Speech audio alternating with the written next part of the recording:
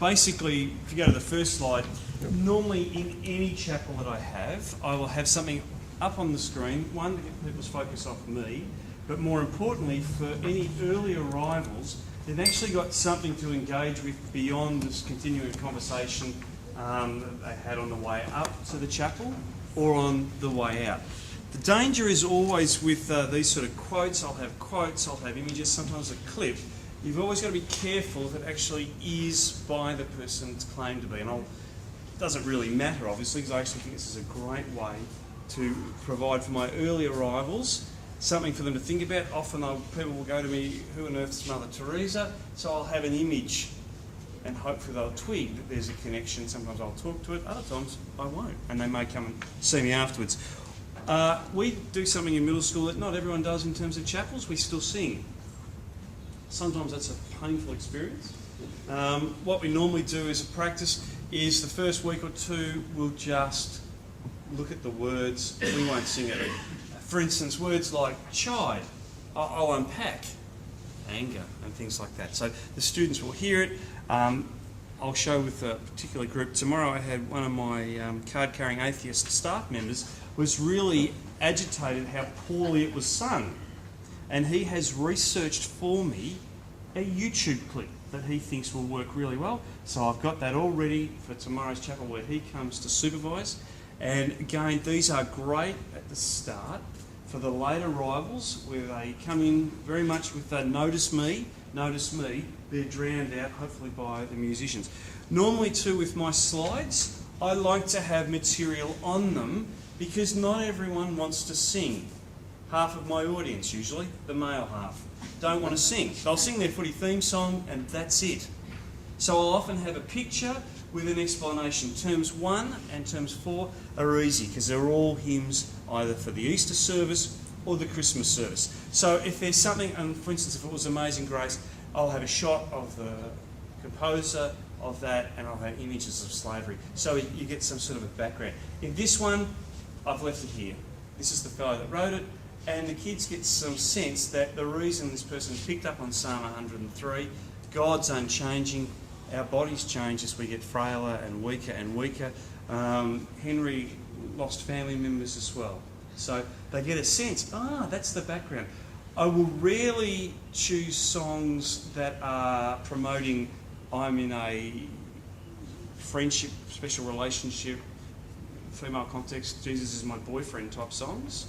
I always present songs that actually try to make statements about what God is like from a Christian perspective. And people can then choose to either sing them or at least listen to them and hear the words. This term, and this is this week's chapel you're looking at, we're unpacking, and I do 6 chapels a week, half of 25 minutes between, and each one of them is 100 students, so 600 roughly each week. And we're working on the 10 Commandments this term. What I really like is to use humour, and I really like The Simpsons actually. So at the very first week we read that reference from Exodus, and from then on we don't touch it.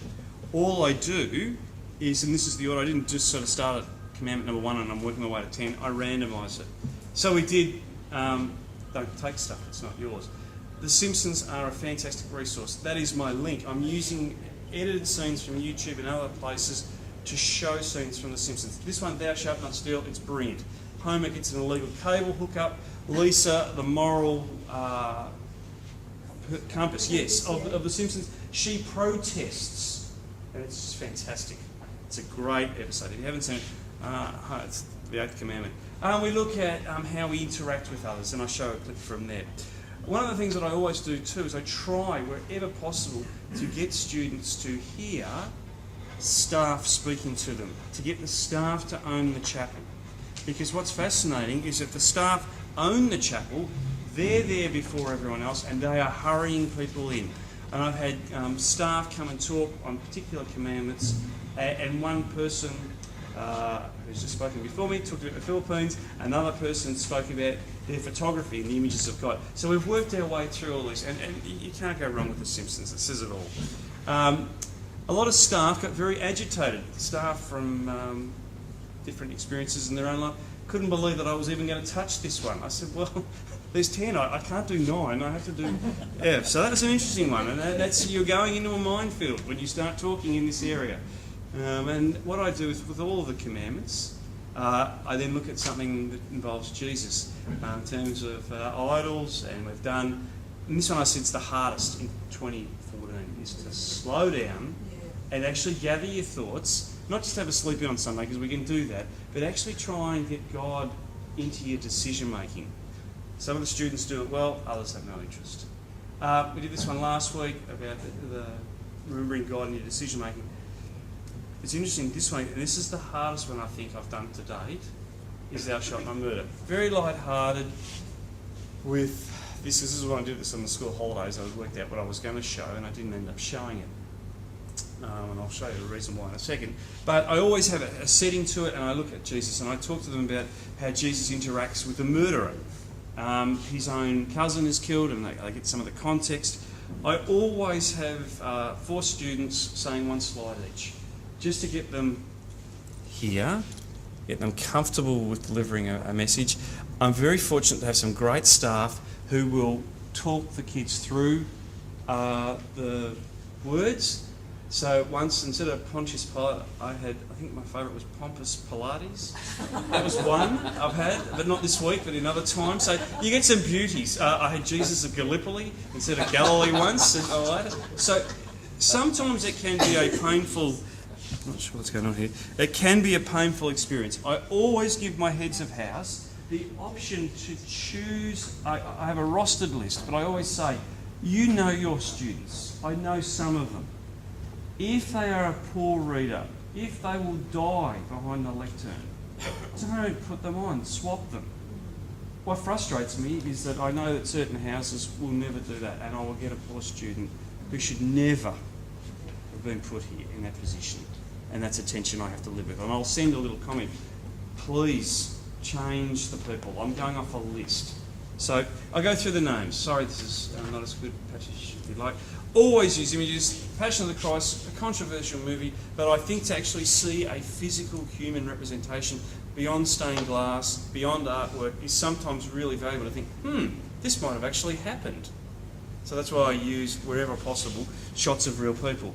And there's Antipas again, and also what I'll do there is sometimes, and yes, there is a lot of text there, but I try to give some backdrop to the story to explain. Oh, it's all too confusing when I read the Bible. I give up, and I said, no.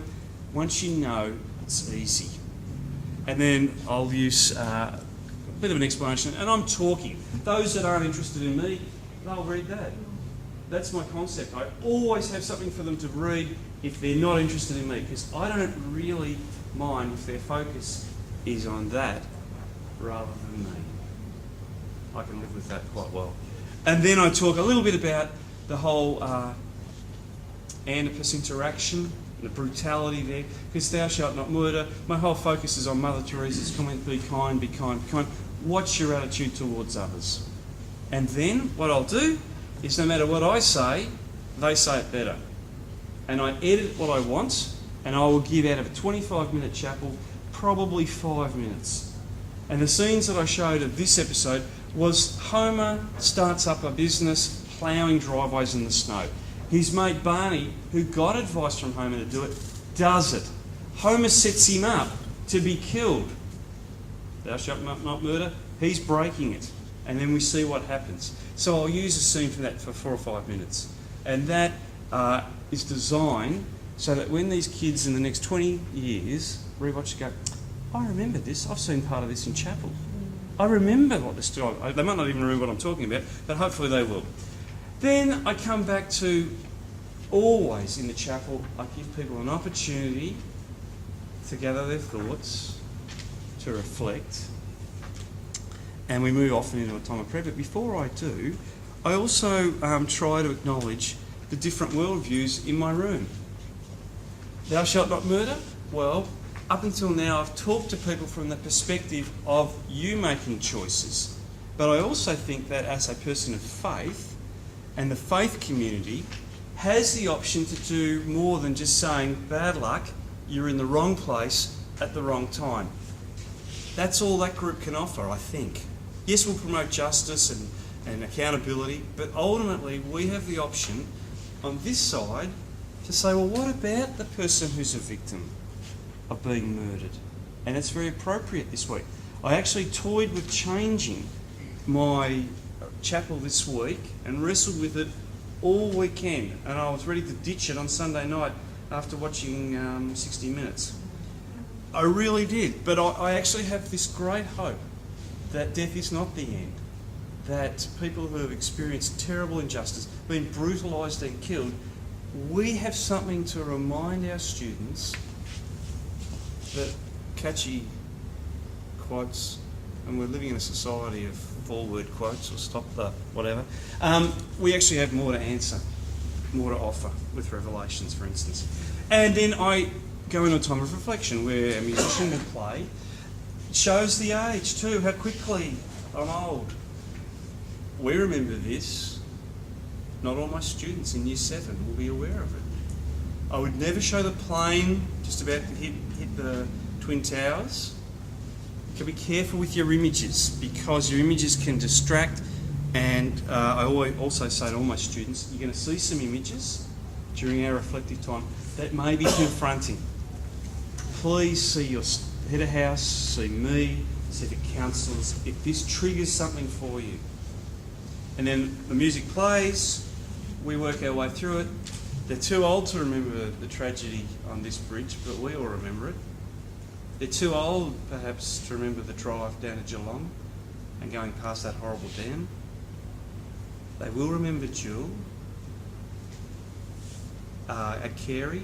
One of our former staff members and her husband was brutally murdered recently. Those that know will remember, will know this image.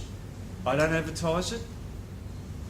I think that itself triggers for anyone in the audience. They know that's not a happy scene. That's one of our staff members.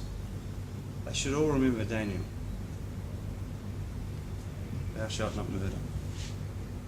And perhaps, and I don't say anything, those that know, register and identify them. Oh, Heavenly Father, please keep them safe, wherever they are. That's something we can offer as a faith community that others can't.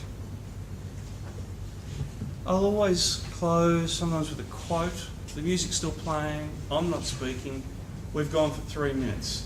The conversations usually have ended by the Simpsons episode. Some kids will just be in that mood that I'll just talk the whole 25 minutes, and I can't reach them that day. But more often than not, what will silence them is their friend who can say, shush, when the Simpsons are on.